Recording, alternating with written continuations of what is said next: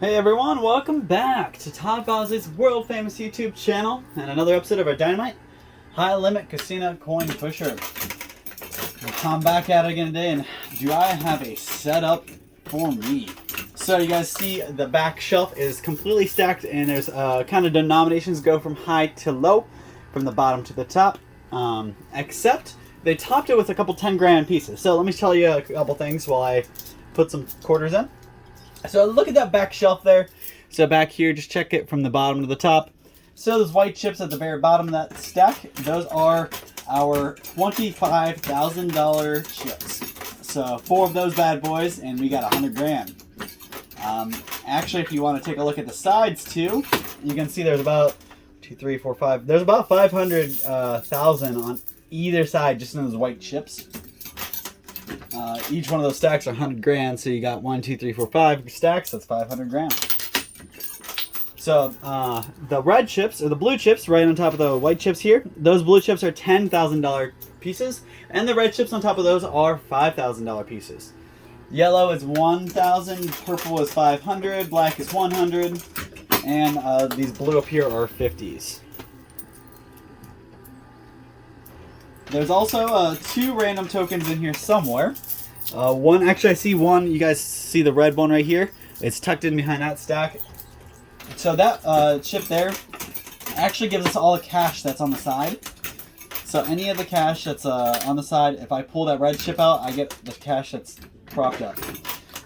Now, if you guys want to look, there's a 10 grand stack of cash right here, and the rest are all $1,000 stacks. So that red token is at least a $10,000 piece. It's probably more 20 to 30 grand.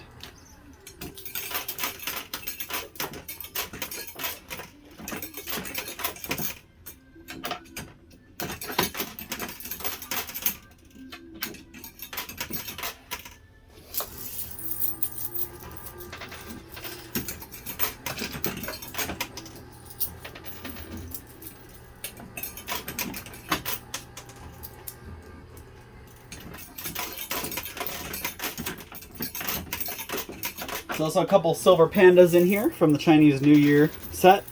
So those are kind of nice to see some silver back in there. Each one of those are probably about $25 to $30 chips or tokens. When you look at when you think about silver, each one of those are 1 ounce of silver. Silver, I believe spot silver is like 25 an ounce or something like that, 26 an ounce maybe. So probably about 30 bucks there. We got our first stack to fall down in the back here. Ooh, okay, there. Ooh, you guys see this guy's. I think it's going to be a domino effect, just going to trail down the left side here.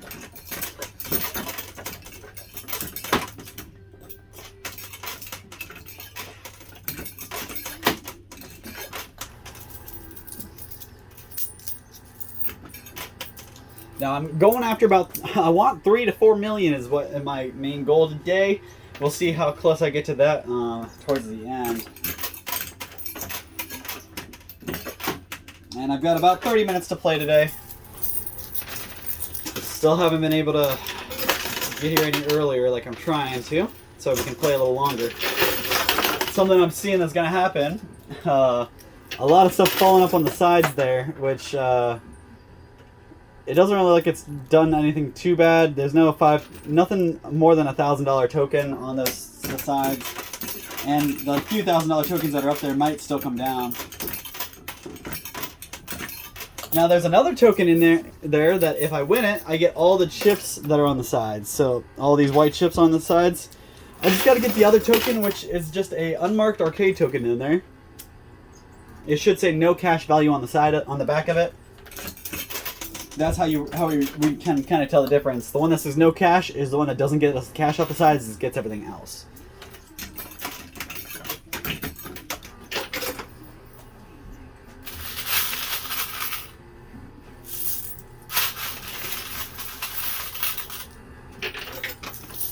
Now, I did have a bit of a story to share with you guys, so let me bring it to you real quick. So, this is a story, it's not really my story to tell, it's a friend of mine, but it's something that I can't believe, and I know it's true because this is somebody who would not lie, and I know what they're going through, and it's not something that they would there's no way they can make this up because the amount of inconvenience it's caused them and stress. There's no way it's true, or it's not true. So, a friend of mine recently got pregnant, and they're having some issues. Like my friend's, she has some pain and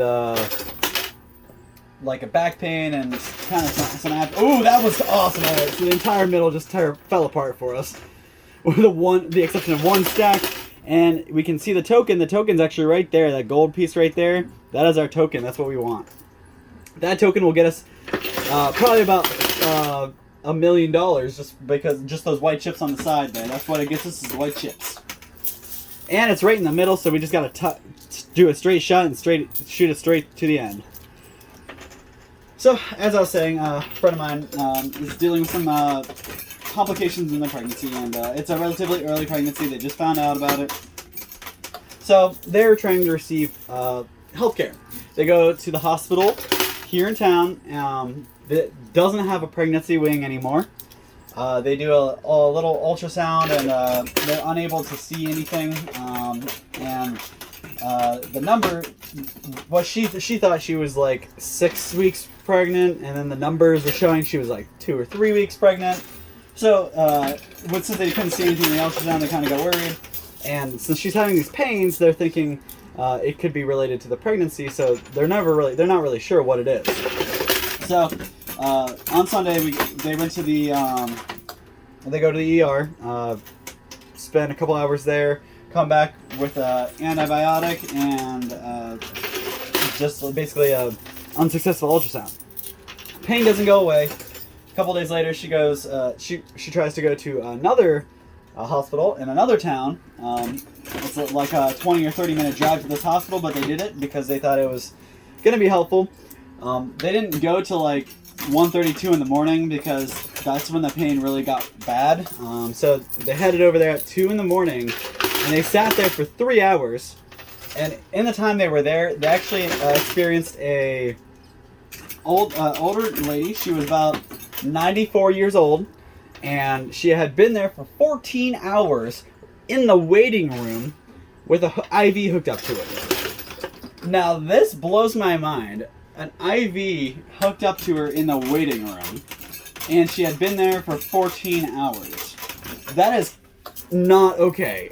No hospital in the world should be doing that. And I'm not in the healthcare field, and I'm not knocking anybody who is, but I just think it's broken that that's how things are going. And I know it's probably, if you work in the healthcare field, this is not your fault. This is not your hospital. And chances are you were not the one working. So I'm not trash talking you.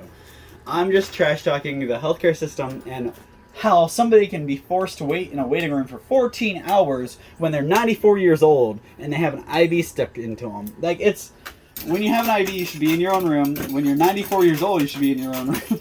And the fact that they made them wait in a waiting room full of people with all these sicknesses and hacking up and all this other stuff, it's crazy. Now I understand ERs can get busy and there can be hour waits and long time turnarounds, whatever. I understand. But the 2 or 3 hours that they were there, they didn't hear one person get called back. So that means that in 3 hours, not a thing changed. Not one person was like I don't know what you call it, let go or allowed to go home. And not one person got called back to fill a room or anything. So, huge waiting room full of people, and not a single person was getting treated. Really, really sickening, honestly. They wasted all their time driving over there, waiting in the waiting room for 3 hours just to end up giving up because they weren't going to get anywhere. They saw people had been there for more than half the day, and they were still waiting. So that's the first thing that's kind of broken. And of course, that was the hospital that had a pregnancy wing, so that's where they really should have been if they were having issues. God forbid it was a miscarriage or something. That's where they would have needed to be. But they had a 14-hour wait, and because she was an early pregnancy, it wasn't a 20-week pregnancy, they wouldn't even let her pass the ER to go to the pregnancy wing where she needed to be seen. So the the baby daddy, my other friend, they got a little upset, and the next day they ended up going to another hospital. The first hospital they went to, they went back to that because the waiting room was empty. They waited 30 minutes in the waiting room. They got a room right away, and people were actually talking to them, trying to take care of them. So here's my saving light. Hospitals are not broken. It's just certain hospitals are broken and certain systems are broken.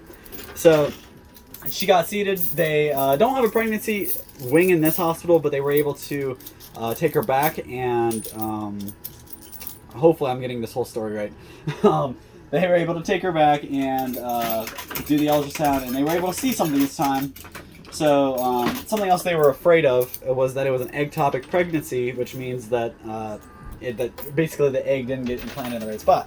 So in lieu of this, they went back to the Alliance Hospital, the local hospital. They got checked out, and they found out that everything's cool. It's not an ectopic pregnancy, and the numbers were still going up in a positive direction. So everything was looking good.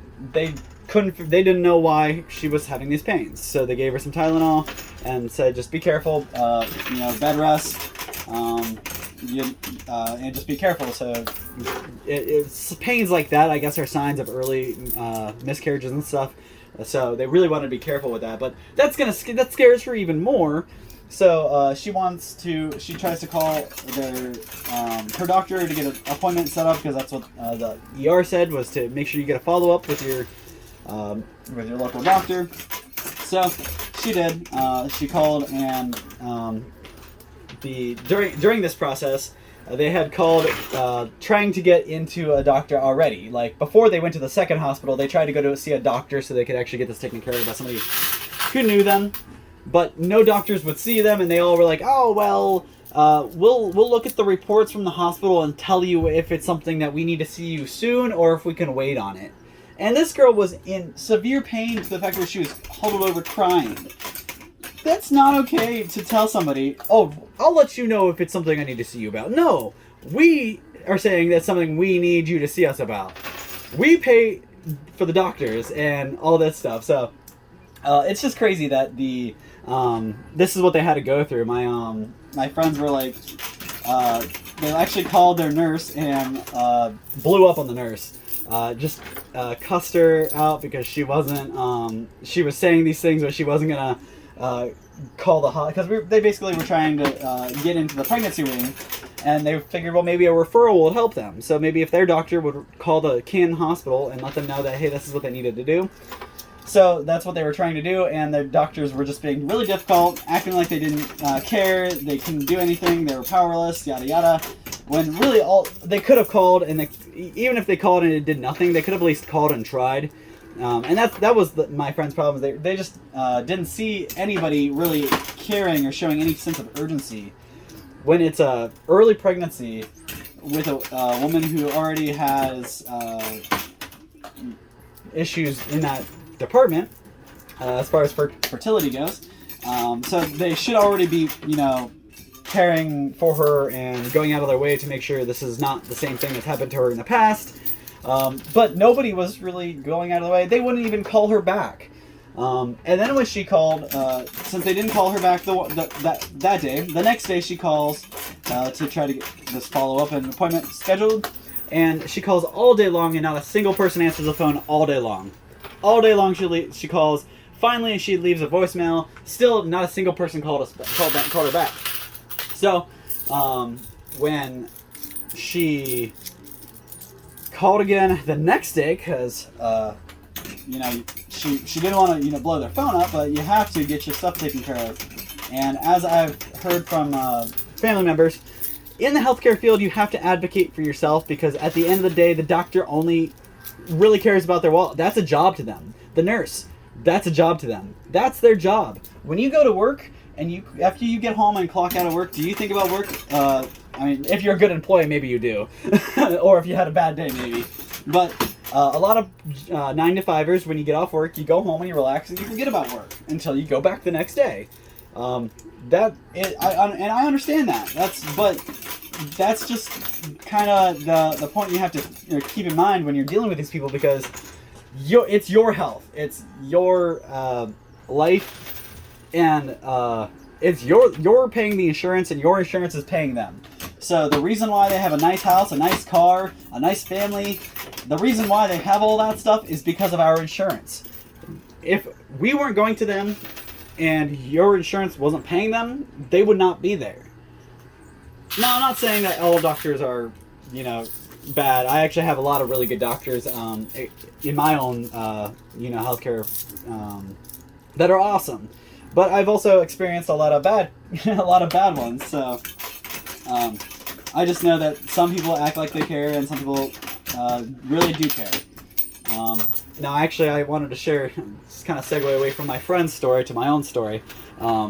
This is something I know for a fact. I'm not going to mess up the facts. So a couple years ago, I had a really bad asthma attack. For anybody who doesn't know, I have asthma and on top of other issues. I have asthma, and I had a really bad asthma because I had some polyps up in my nose, and they were actually preventing me from being able to breathe. Alright, so hold on. Before I keep going, this is actually awesome. I got everything off the top shelf, and the only bad thing is there's a little bit of a pile up because of this ring here. And I think that's what they were going for. I think they wanted us to get stuck up a little bit. So I'm going to go ahead and put a couple more quarters in, and then I got to get more quarters out on the machine. So hopefully when he gets the quarters out, he'll do the same thing he did before. Let's see what that does for me real quick. I only had those 2 more quarters. Alright, so I'm going to go ahead and get money, and I'll be back, and I'll tell you about my asthma story. Alright, so when he opened the door, a whole bunch fell down, so there is a little bit more of an opening here. You guys can't really see too much, but there is a little bit more of a opening for the chute. So hopefully stuff can start sliding down again.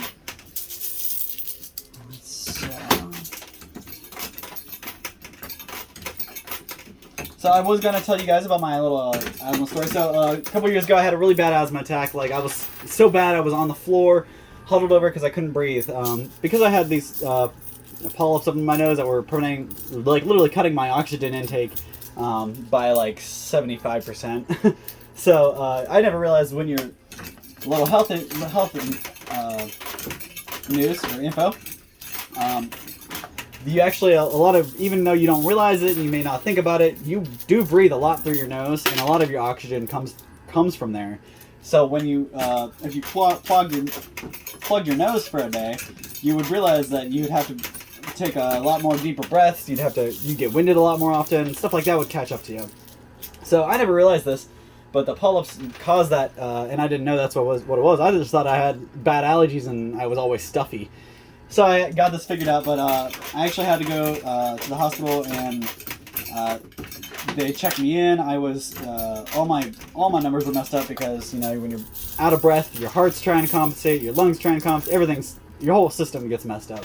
So I actually they admitted me, and I had to stay overnight with an oxygen mask hooked up to my face. And they did all these tests, and they couldn't really find anything. But then they realized that it was my nose that was the issue.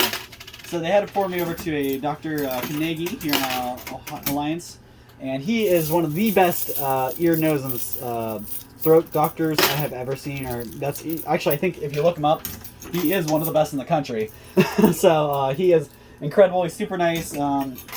He's really easy to deal with. He said he pulled a whole sock full of these things out of my nose, so it was that bad, and I haven't had a single asthma attack since. I was going from living off an inhaler, and now I barely even use my inhaler. The last time I used my inhaler, I think, was probably in the winter when I exerted myself a little too much, and it was really cold outside. When it's cold outside, there's not as much oxygen in the air, so it makes it a lot harder to breathe. But when I went, they were all super nice, really easy to deal with, and they gave me they brought me my lunch the next morning, breakfast, lunch, whatever it was, I don't know. They brought me in, and I was like it didn't look good, so they let me keep it, brought me back a whole other tray of stuff that I actually ate, and I was able to let my fiance eat everything else. But something like that, it actually kind of shined a little light on for me. I never really liked doctors. I don't like nursing homes and hospitals, that's not really my vibe, and I get creeped out. Ever since I was a kid, even visiting my Mimi in the nursing home was like a big thing for me, because I hated all the older folks coming up to me when I was just like 7, 8 years old. They scared me because they were strangers, and I wasn't supposed to talk to strangers. But these strangers were walking up to me and being really friendly, and some of them didn't really know what they were talking about because they were senile and had dementia, and that kind of thing for a kid is a little overwhelming. So now that I'm a little older, I obviously I'm not that bad, but I still don't like hospitals, and I still don't like that kind of environment. It just gives me chills.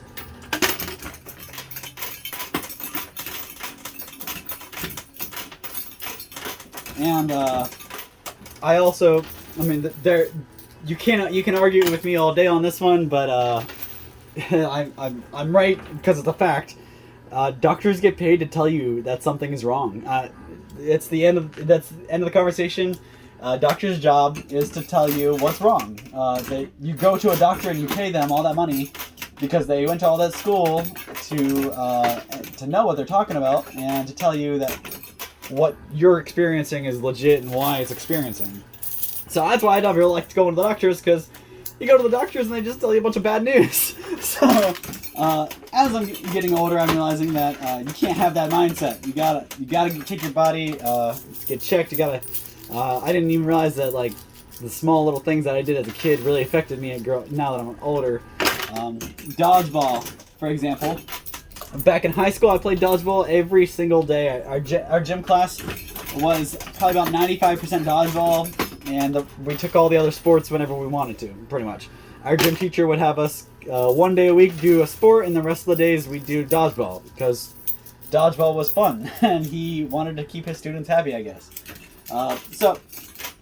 We played a lot of dodgeball, but my class had a lot of seniors. I was a freshman. A freshman in senior gym classes do not go too well. Also didn't help that I was pretty friendly at the time with one of those seniors' exes, so caused a lot of drama, as you guys can imagine. And little freshman me, back to my asthma and my nose story. My nose is actually have a deviated septum, so that means at some point my nose broke, and I know exactly where it's from. It came right from that gym class, right from one of those dodgeballs to the face, and I know there's been more than one time it hit me so bad, square in the face, that I thought I broke my nose. Never got it checked out. Now I'm realizing I probably should have, because they probably could have at least corrected it then. Now it healed to that little like kind of crookedness, but that's one thing that I didn't even realize that stuff like that's gonna affect me my whole life because of that. I beat myself up, and I had a whole lot of fun. Don't get me wrong, I love dodgeball, but because of it, it forced me to go to the hospital and get a whole bunch of stuff done just to kind of mend its issues.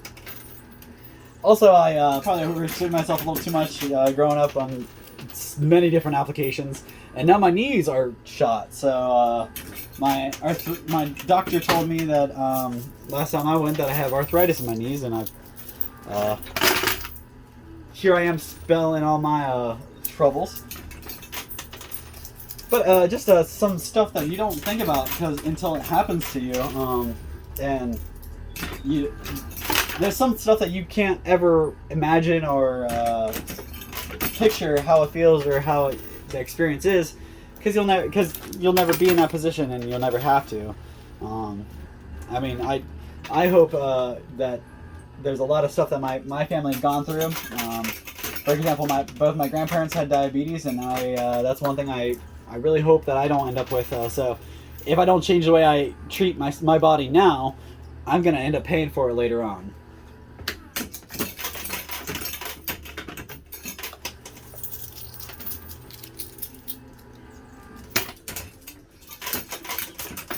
So now that I bored you guys with a whole bunch of medical stories and my friend of mine's stories from the health field, I wanted to ask, do you guys have anything like this? Has anything like this happened to you guys where you had to get a little mouthy with a nurse or got a little upset with somebody? I mean, I gotta say, if that was me in my shoes, I probably would have done the same thing, just because I know how I am when it comes to my fiance, and I know how I am when it comes to my family. I'm very protective, so you don't really want to mess with them, especially when it comes to my fiance, because she's not very outspoken herself, and a lot of people realize that and walk all over her. So where I come in is I stop that. I don't let people get walked all over. Just like circling back to my Texas Roadhouse story, as I get older, I'm realizing I have a little less patience for people that are ignorant. So when I was getting ignorant responses from a front guy at the Texas Roadhouse, obviously I'm gonna get a little heated and loud. Now, am I liable to do that to a doctor? Maybe not, but I definitely don't blame him for getting a little upset, because you gotta advocate for yourself, and when it seems like nobody really cares that you're trying to be proactive and stuff, it stings. So, has anybody else gone through issues like this, or know how that goes? That, like, if you have sorry, I'm trying to fix on this. If you had issues trying to get something taken care of in the medical field, I know a family member of mine is actually in the medical field, and she doesn't take crap from anybody. She she'll tell you exactly what you need to do, and if you don't do it, she'll ask for somebody else who will do exactly what they need to do. So that's one thing that's nice. If you have anybody in your family that's in the medical field, definitely reach out. If you have questions or need advice with stuff like that, because they actually know little quibbits that you may not know or you may not think of, because they're experiencing it day to day. They know how it is from the other side. I know for me, when I was working at the local office supply store, every time we got a new employee, I had to show them the textbook route for things. So I imagine they probably have they probably have the same idea. So like when somebody comes to me about computers, I can tell them a little bit more about how to fix it, rather than them having to go waste of time talking to a tech at Best Buy or whatever. And kind of same thing for your medical field friends and family. If you know anybody who's in the field and you have questions about the field, go to them. Even if they aren't in the exact kind of category, they may have a little better idea.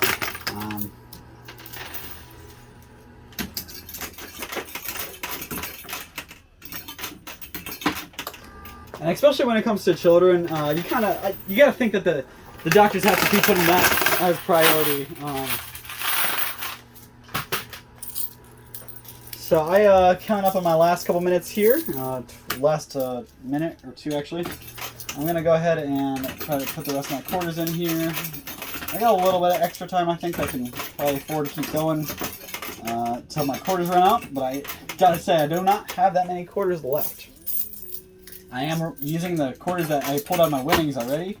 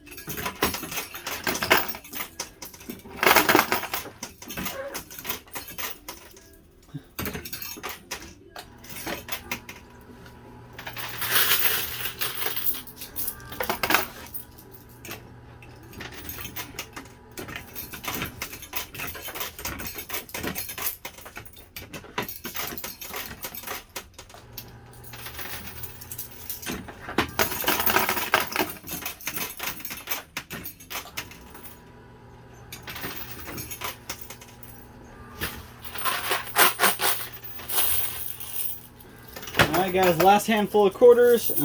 So let's see what I can do here.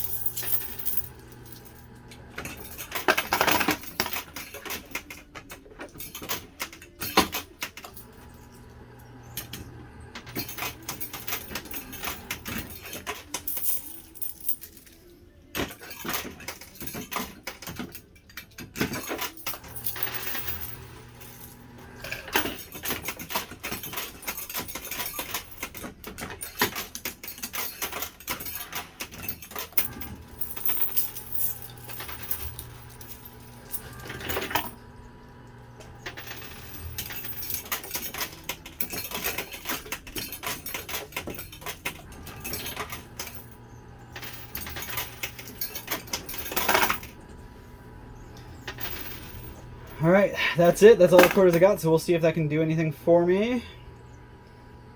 Doesn't look like it. Alright, so I'm going to go ahead and pull my winnings out, count up, and see how much I won, and I'll be back and give you guys a total. Let's see how well I did and how much this kicked my butt. Alright, I'll be right back. Alright guys, I am back, and I have everything added up for you. So let's break it down real quick. So first of all, sorry guys, I bumped the tripod here. So first of all, we're going to go with the blue $50 chips over here. These guys are, this is a stack of 500 here, and then you got 250 here, so that's 750 bucks just off those. So 750. And then you add, these guys are stacks of 1,000, so there's 2,800. And then you have these guys in stacks of 10 plus 1, 2, 3. So 13 there. Then these are stacks of 10 as well, so that's 40. And then we got stacks of 100, 100, 100, 100, 100, 100, 100, 100, 100. So we got 1, 2, 3, 4, 5, 6, 7, 8, 9, 10. We actually got 10 stacks of 100,000. That's a mil right there. So we're going to add that on. So just that alone, we're at 1,056,550 bucks. So $1,056,550. So that's not where we stopped though. I thought we would be barely even breaking $1 million. But we actually did really good. So the reason why we did good is because this guy snuck through the hole, that big mess that was in the front. This guy was actually able to sneak through and win us all of these, and this guy snuck through as well, so we were able to win all of these. So you can see a huge stack of cash there. That's 27 grand in cash. And then we got stacks 100 again. Let me push these over so you can see them. So you see we got a lot more. So 1, 2, 3, 4, 5, 6, 7, 8, 9, 10. So that's another million there. So that puts us at 2 million. Let me add the smalls together.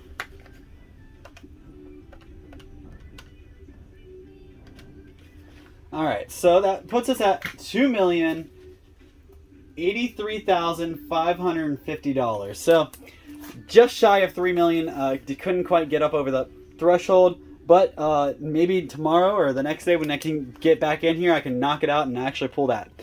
If I would have been able to take on that giant tower that turned into a mess at the front of the machine, I'd be talking about 4 million easy, I think. But unfortunately, it caused too much of a jam up, and none of it really came out for me. So hopefully it will for me next time. I did also win about 7 of these. Actually, I won all of them. There's 7 to begin with, so I won 7 of the Silver Eagles.